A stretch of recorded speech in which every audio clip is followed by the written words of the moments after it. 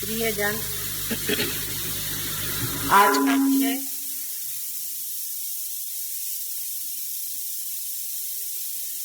सहजयोग, एक अभिनव आविष्कार।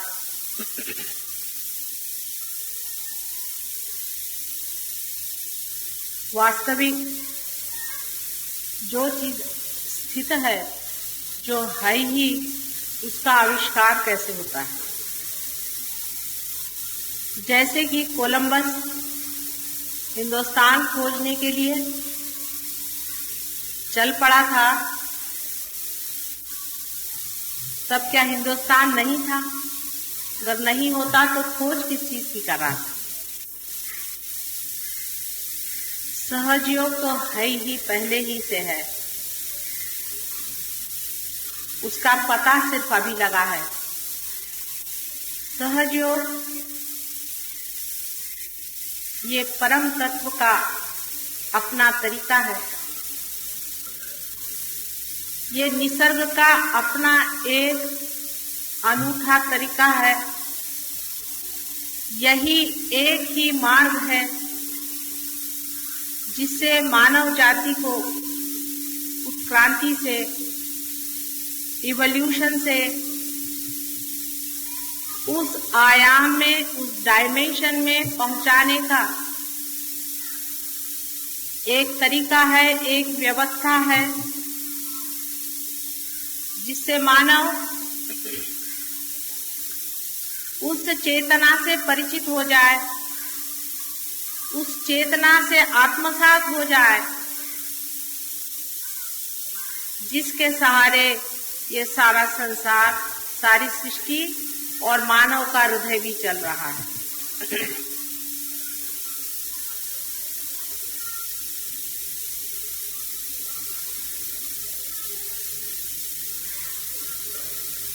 बहुत कुछ इसके बारे में लिखा गया है।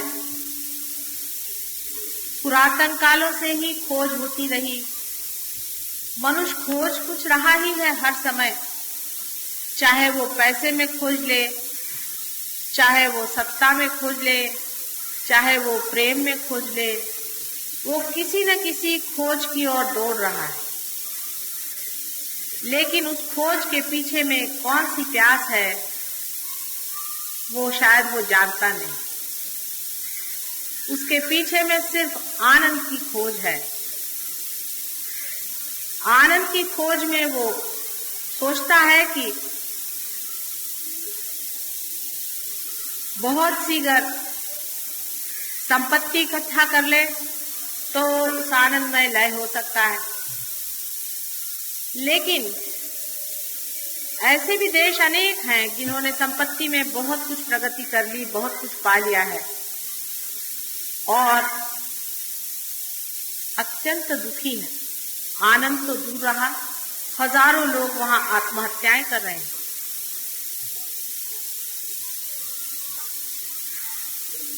सारे खोज के पीछे में आनंद की प्यास आपको घसीटे चली जा रही है किसी अज्ञात में। सारे इन खोजों में ढूंढते ढूंढते जब मनुष्य हार जाता है कि कहीं मिलता नहीं, तो वो धर्म की ओर मुड़ता है। और धर्म की ओर भी जब मुड़ता है तब भी वो बाहर ही खोजता है। कारण ये है कि जो वो खुद है, स्वयं है, वो खो चुका है, उससे अपरिचित। इसलिए अपने से मनुष्य भागता है, हर समय अपने से भागता है। 2 मिनट अपने साथ नहीं बैठ पाता। उसको अगर 2 मिनट अपने साथ बैठने को कहो तो वो कहता है, प्रभु ये क्या मेरे लिए सजा हो गई, जिसको आजकल बोर्डम कहते हैं। आदमी अपने से इतना क्यों हुआ हुआ है, सोचने की बात है कि मनुष्य अपने से इतना क्यों जोरों से भागा चला जाता, क्योंकि वो अपने से अपरिचित है। अपने सौंदर्य से, अपने वैभव से, अपने ज्ञान से और अपने प्रेम से अपरिचित मनुष्य आनंद की खोज बाहर की ओर करते हुए दौड़ रहा है। आनंद बाहर है नहीं, वो अंदर है, आप में है। आप स्वयं आनंद स्वरूप है, आप परमात्मा स्वरूप है, ऐसा सब लोग कहते हैं। सिर्फ बातें करने से ही ये बात पूरी होने वाली है। मराठी में कहते हैं बोलाचाच भात बोलाची कढी। चाहे हम आपको कहें कि आप निराकार को खोजें, चाहे साकार को खोजें, तो सब बातें ही बातें तो हो गई, हजारों बातें हो गई, करोड़ों किताबें लिखी गई, न जाने कितने ही जीवन बर्बाद हो गए। इंसान की इस खोज का कोई अंत नहीं।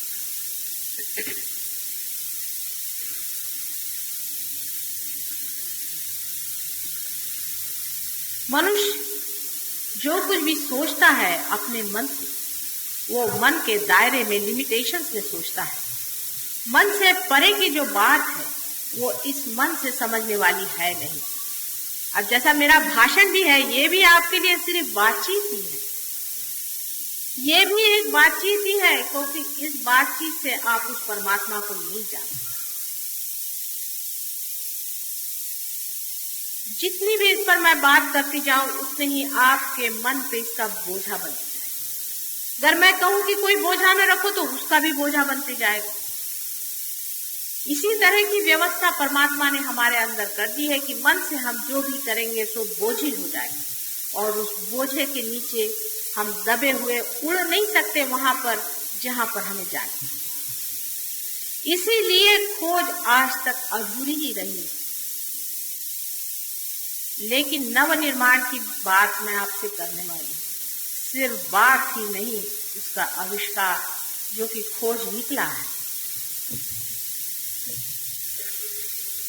उत्क्रांति के मार्ग में ऐसा ही होता रहा है कि कोई प्राणी अति विशेष स्पेशलाइजेशन में या विशेषज्ञ हो गया तो वो डूब जाता है, खत्म हो जाता है।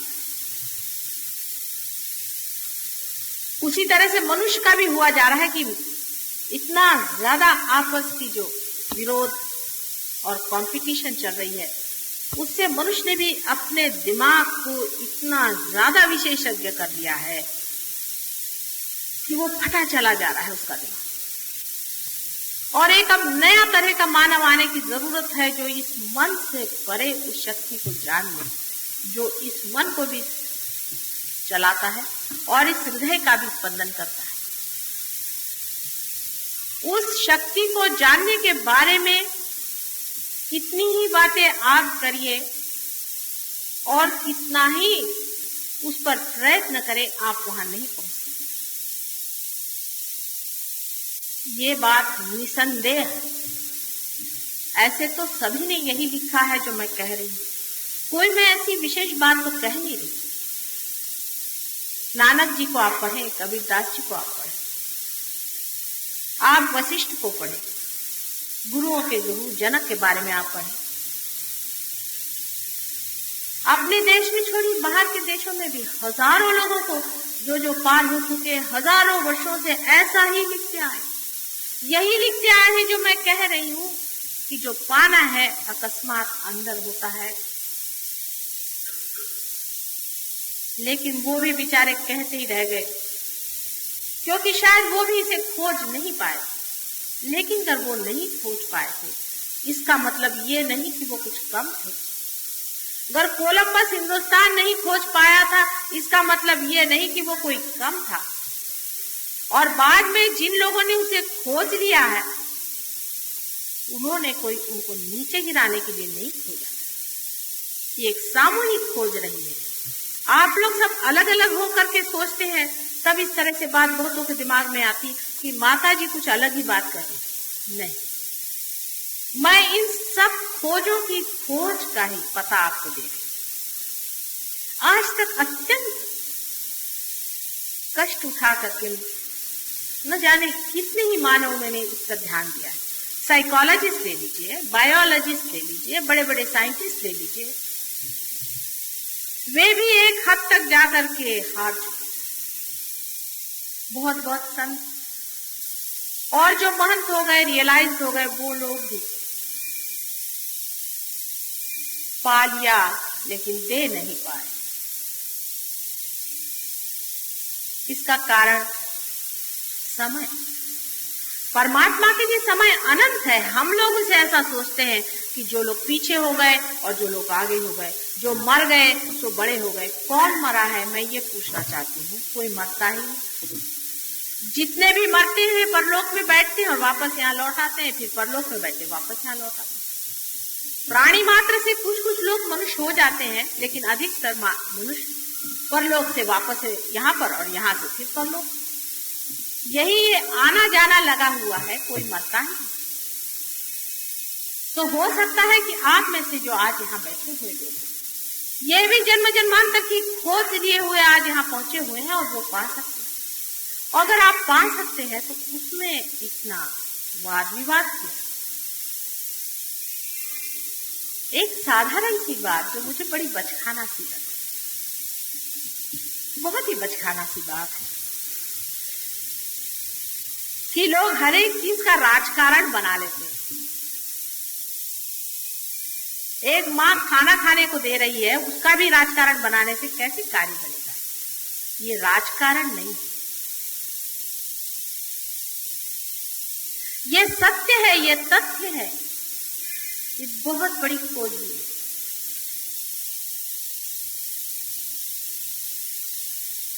यहाँ पर जो लोग रियलाइज लोग बैठे हैं वो समझ रहे हैं मैं क्या कह रही हूं।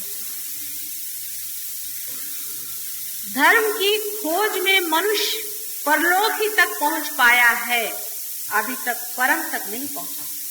और जो परम में पहुंचे भी थे वो परम को नीचे नहीं ला सके। और लोगों के लिए ये बात बहुत सत्य है, क्योंकि जैसे आपके अनेक जन्म हुए, मेरे भी अनेक जन्म हैं, और इन सब बड़े बड़े खोजने वाले से मेरा भी बहुत नजदीकी संबंध रहा है। और वो मेरे जितने अपने हैं शायद आप लोगों के नहीं है। जो लोग बड़े बड़े झंडे लगाते हैं कि हम मुसलमान हैं, हिंदू हैं, ये हैं, वो हैं, वो सिर्फ एक वकीली लेकर के झूठ मूठ की आए। उनके पास कोई भी गारंटी नहीं है कि पिछले जन्म में हो सकता है जो हिंदू था वो मुसलमान रहा हो, जो मुसलमान हो वो ईसाई रहा हो। जब जन्म जन्मांतर की बात है, जब अनंत की बात, तो सोचना भी उसी लेवल पे, उसी स्तर पे होगा।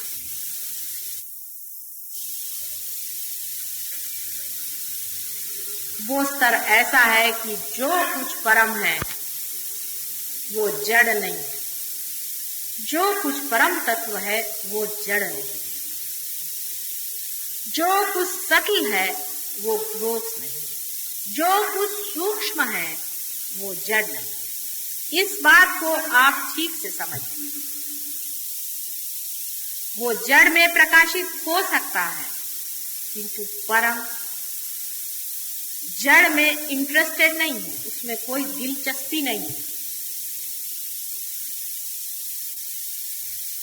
जैसे कि बहुत से लोग मुझे बताते हैं कि एक साधु संत थे, वो परमात्मा से कुछ मांग रहे थे और उनको परमात्मा ने दे दिया होगा, लेकिन परमात्मा ने नहीं दिया, ये मैं बता सकती हूँ।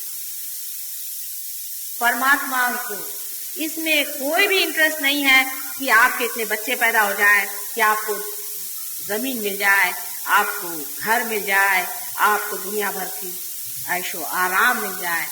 इसमें परमात्मा को कोई भी इंटरेस्ट नहीं। हमने परमात्मा को समझने में ही गलती कर दी है।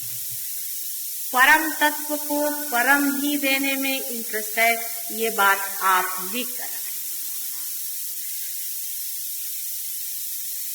और इस पर भी लोग सब बात करते हैं कि परम तत्व जो है वो कुंडलिनी योग से पाया जाता है।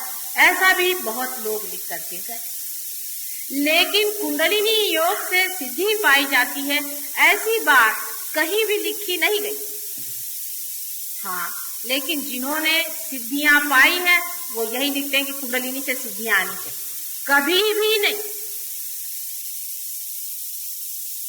कुंडलिनी आपकी माँ आपके अंदर बैठी हुई है, आपको पुनर्जन्म देने के लिए।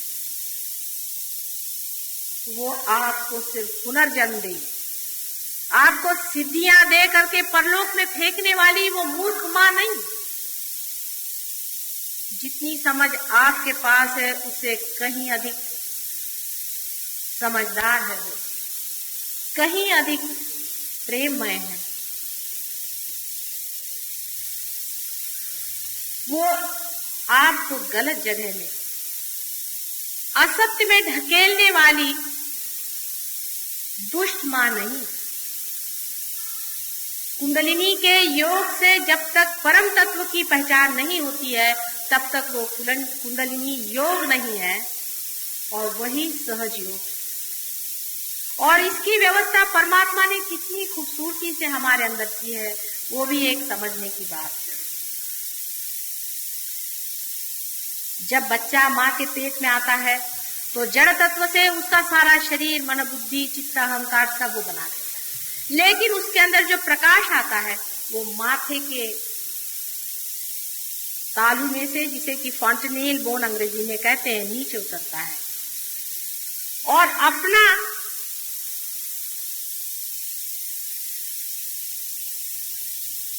ब्रेन, मग्स, जिसका आकार त्रिकोणाकार एक प्रिज्म के जैसा है, उसमें से यही शक्ति गुजरते वक्त 3 हिस्सों में बट जाती। ये सब परमात्मा ने किस खूबी से किया है, ये जानने के लिए यहाँ अगर कोई डॉक्टर हो तो वो समझ सकता है। इसी को हम सिंपैथेटिक और पैरासिम्पैथेटिक नर्वस सिस्टम कहते हैं। हमारे शरीर के अंदर 2 ऐसी शक्तियां विराजमान हैं कि जिसके बारे में हम बहुत कुछ कम जानते और जिसके बारे में हमें पता लगाने में बड़ी दिक्कतें होती हैं, खास करके पैरासिम्पैथेटिक नर्वस सिस्टम। अपने योग शास्त्र में इसे सुषुम्ना और ईड़ा और पिंगला ऐसी 2 सिस्टम्स बताएंगे। ईड़ा और पिंगला ये दोनों ही अपने शरीर में सिंपैथेटिक नर्वस सिस्टम का उद्भव करते हैं, माने उसका जड़ तत्व जो है वो सिंपैथेटिक नर्वस सिस्टम है। अब ऐसा समझ लें कि परमात्मा ये पेट्रोल अपने सर में यहां से भर देते हैं और पेट्रोल भरते वक्त वो कुछ ऐसी घटना घटित होती है कि प्रिज्म के अंदर से गुजरने वाले उनके किरण आपस में इस तरह से आ करके और फिर मुड़ जाते हैं, जिसे डिफ्लेक्ट होना कहते हैं, और फिर नीचे जा करके उनकी ईड़ा और पिंगला ऐसी 2 नाड़ियां बनती हैं और जो बराबर बीचों बीच शिखर पे से बीचों बीच उतरने वाले किरण आपकी कुंडलिनी बन करके जो त्रिकोणाकार अस्थि अपने मज्जा तंतुओं के नीचे बना हुआ है उसमें वास करते। इसे एक बात तो जाहिर हो गई कि हमारी कुंडलिनी जो है वो ऐसे जगह बैठी हुई है जिसका संबंध सेक्स से कुछ नहीं। अब आप अगर किताबें पढ़ें तो कुंडलिनी शास्त्र पे आप सब जान जाइएगा कि ऐसा होता है, वैसा होता है, ये है, वो है। लेकिन कुंडलिनी को उठाने वाले जो बहुत कुछ मुझे भी मिले हैं और मैंने भी जाने, वो सब सिंपैथेटिक पे आपको ले जाते हैं, सुषुम्ना में उठाते नहीं है। उसकी एक पहचान है, अगर आपके अंदर कोई डॉक्टर हो तो समझ लेगा इस बात को जो मैं कह रही हूँ कि पैरासिम्पैथेटिक नर्वस सिस्टम सुषुम्ना नाड़ी है जो कि बीचों बीच है, और उसकी पहचान एक है कि जब कुंडलिनी उठती है तो आंख की पुतलियां बड़ी हो जानी चाहिए। ये तो साधारण बाहर की पहचान है। किसी भी डॉक्टर से आप पूछ लें कि जब पैरासिम्पैथेटिक नर्वस सिस्टम एक्टिवेट होती है तो पुतलियां डायलेट होनी चाहिए। और बाहर भी हम आपको दिखा सकते हैं अगर आपकी नजर खुली हुई हो तो, क्योंकि आज तो हर एक चीज का आपको कोई न कोई प्रूफ ही देना पड़ता है, नहीं तो कुछ समझ में नहीं आती बात है। इसका भी एक प्रूफ है कि अगर आप हमारे किसी इसमें आए या आज ही आपको दिखा देंगे तो कुंडलिनी का स्पंदन भी आप देख सकते हैं कि सबसे पहले त्रिकोणाकार अस्थि पे जोरों में होता है। आप जानते हैं कि त्रिकोणाकार अस्थि पे कभी भी कोई स्पंदन होता नहीं, वो हम दिखा सकते हैं। आप अगर देखें कि त्रिकोणाकार अस्थि में स्पंदन होता है और धीरे धीरे स्पंदन ऊपर की ओर उठता है और उसके साथ साथ बीच बीच में किसी किसी जगह ज्यादा स्पंदित होता है, वही अपने केंद्र। यह आपको दिखाया जा सकता है और उसको आप देख सकते हैं, उसकी प्रचिति भी।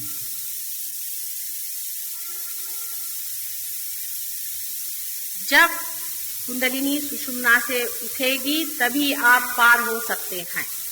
लेकिन इसके लिए परमात्मा ने न जाने क्यों एक बड़ी जबरदस्त कंडीशन लगा दी है। एक बड़ी भारी अटकल है उसमें जो देना ही पड़ेगा। वो ये है कि कुंडलिनी सुषुम्ना पे तभी आएगी जब परमात्मा का असीम प्रेम उस आदमी में उतर पड़ेगा। जब तक वो प्रेम मनुष्य में उतरेगा नहीं, कुंडलिनी उठने वाली नहीं है, चाहे आप कुछ करें। वो नाराज हो सकती है, गुस्सा हो सकती है, लेकिन कुंडलिनी कभी भी नहीं उठ सकती है जब तक वो असीम प्रेम सुषुम्ना के अंदर जगह बनी हुई है। खास इसकी जगह बनी हुई है हमारे नाभि चक्र और अनाहत चक्र के बीच में एक बड़ी सी जगह बनी है। जब तक उसके अंदर ये प्रेम उतरेगा नहीं, तब तक सुषुम्ना से ये प्रवाह उठने वाला नहीं। जैसे समझ लीजिए कि दो सीढ़ियां हैं और बीच में एक सीढ़ी है। उस सीढ़ी में और हम में कुछ अंतर है, गैप। इस अंतर को आप किसी भी तरह से लांघ नहीं पा रहे। उसमें कोई पुल नहीं है जिसको आप लांघ कर जाएं। और ये दो सीढ़ियां बराबर ईड़ा और पिंगला नीचे जमीन पर लगी हुई। सिंपैथेटिक नर्वस सिस्टम की लेफ्ट और राइट, ये दोनों ही जमीन पर लगी हुई हैं और बीच वाली आधांतरी लटकी हुई है जो परम में पहुंचा। आप सिंपैथेटिक नर्वस सिस्टम की जो दोनों सीढ़ियां हैं, अगर कोई साइकोलॉजिस्ट हो तो मेरी बात समझ सकता है। वो एक जो लेफ्ट हैंड के तरफ में है, दाहिने ओर है, वो आपको पहुंचा देती है ईगो में, अपने अहंकार। और जो राइट हैंड साइड में है वो आपको पहुंचा देती है आपके सुपर ईगो में प्रति अहंकार।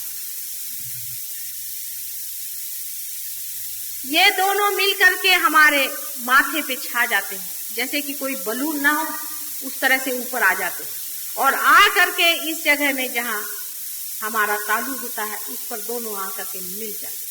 कभी कभी तो ये पूरे सारे सर पे ही छा जाते हैं। कभी तो प्रति अहंकार जबरदस्त होता है और कभी अहंकार। जो भी ज्यादा जबरदस्त होता है वो हमारे दिमाग पे छाया हुआ और आ करके वो हमारे इस मार्ग को रोक देते हैं, बंद करते हैं।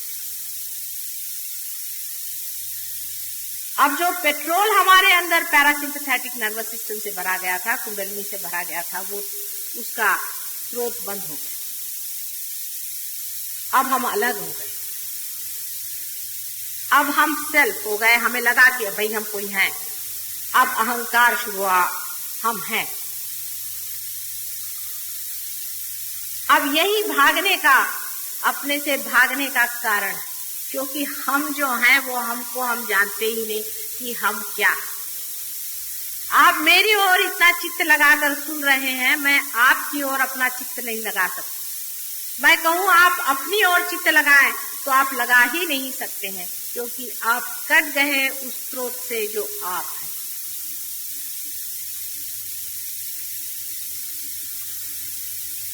एक जो प्रति अहंकार है, सुपर ईगो है, उस पर बोझे जितने भी हमारी ओर से पड़ते जाते हैं, हर तरह के बोझे, उसको आप कह सकते हैं इस तरह के बोझे जिसमें हम अपने सिखाते हैं ये करो, वो करो, ऐसा नहीं करना चाहिए, वैसा नहीं करना चाहिए, ऐसा नहीं करना चाहिए, इधर नहीं जाना चाहिए, वो नहीं खाना चाहिए, इस तरह की चीजें। या ऐसा कहें कि हम बड़े बड़े भाषण देते हैं लोगों को, आपको हिंदुस्तानी बनना चाहिए, आपको जापानी बनना चाहिए, आपको इससे नफरत करनी चाहिए, उससे नफरत करना चाहिए, हम हिंदू हैं, हम मुसलमान हैं, ईसाई हैं, आदि तरह के सब जितने जिसको कंडीशनिंग कहते हैं, बोझ, इससे ये सुपर ईगो जो है तब। और जो अहंकार है वो ये कहता नहीं हम तो ये हैं, हमें ये करना चाहिए, वो करना चाहिए। जो कहता है नहीं करना चाहिए वो तो सुपर ईगो, और जो कहता है करना चाहिए वो ईगो है। असल में हम न तो कुछ नहीं करते हैं, न तो हम कुछ करते हैं। करने वाला तो कोई और ही है, बेकारी में बचखानापन नहीं। करने वाला अपना काम तो करता ही है और करेगा ही। लेकिन यही जड़ता हमारे अंदर दोनों है कि हम उस पेट्रोल को इस्तेमाल करते हैं इन दोनों ईड़ा और पिंगला से, अपने सिंपैथेटिक नर्वस सिस्टम से। उससे हम अपने को कंडीशनिंग कर लेते हैं, बोझे में डाल लेते हैं। बीचों बीच सुषुम्ना नाड़ी। अब बहुत से लोगों ने मुझसे ऐसा भी कहा कि माता जी आप तो इनके विरोध में बोलते हैं, उनके विरोध में बोलते हैं। भाई मैं किसी के विरोध में नहीं बोल रही, लेकिन तुम तो गलत सीढ़ी से चढ़ गए ना, उसे तो उतारना पड़ेगा ही जो बीच की सीढ़ी में तुम्हें चढ़ाना है। इसमें किससे मैं विरोध कर रही हूँ, मेरी समझ में नहीं आता कि इसमें किससे विरोध करके मुझे क्या करना है। मैं तो आपसे बता रही हूँ कि आप गलत सीढ़ी पे चढ़ गए, सभी उतर आइए। मैं तो बड़े बड़े गुरुजनों से मिलने जाती हूँ, उनसे बात करती हूँ कि आप कर क्या रहे हैं। कुछ करने से परमात्मा नहीं मिल सकता है, इन लोगों से कुछ करवाइए नहीं, ये करने धरने से परमात्मा नहीं मिल सकता। ये आपको मैं क्या बता रही हूँ, आप वशिष्ठ पढ़े या नहीं तो आदि शंकराचार्य को पढ़े, जो कि हिस्टोरिकल चीज है, उनको भी पढ़े। उन्होंने भी यही कहा है कि आप परमात्मा को पाने के लिए कुछ कर नहीं सकते। लेकिन अंतर उनमें मुझे जरा सा थोड़ा सा फर्क, इतना ही अंतर आता है कि उन्होंने कहा था कि परमात्मा को पाने के अधिकारी बहुत ही कम। इसलिए ठीक है कि कुछ भक्ति में रहें और कुछ अपने ऊपर योग वोग लगाकर अपने मन को अनुशासित करें, लेकिन उन्होंने भी कहा था कि अनुशासित मन, फिर चाहे वो किसी भी तरह का, और वैसा भी मन कि जो विषयों के पीछे दौड़ता है और अपने को जिसको इंटेलिजेंस कहते हैं उसमें है। दोनों ही मन इस कार्य के लिए व्यक्त है। ऐसा सुंदर मन जो छोटे बच्चों जैसा निष्पाप हो, वही इस परमात्मा को पाने का अधिकारी है, ऐसा उन्होंने साफ साफ कहा। लेकिन कौन पढ़ता है उनको कोई पढ़ता जो नहीं ना। प्रश्न तो यह है कि हम लोग सभी को पढ़ते हैं और उसमें से उनको ज्यादा पढ़ते हैं जिनको धर्म के बारे में कुछ मालूम नहीं, और मालूम भी है तो थोड़ा बहुत मालूम। जो अपने को बहुत हिंदू कहलाते हैं उनको पहले आदि शंकराचार्य को पढ़ना चाहिए। आदि शंकराचार्य ने तो हिंदू धर्म की संस्थापना करी थी। फिर आदि शंकराचार्य को क्यों नहीं पढ़ते? दुनिया भर के लोगों को आप पढ़ते हैं, उनको क्यों नहीं आप पढ़ते और उनको आप जानते क्यों? उसमें मुझ में जो अंतर है वो इतना ही है कि वो कहते थे कि बहुत ही करोड़ों में एक दो होते हैं, मैं कहती करोड़ों में लाख तो है ही नहीं समझ।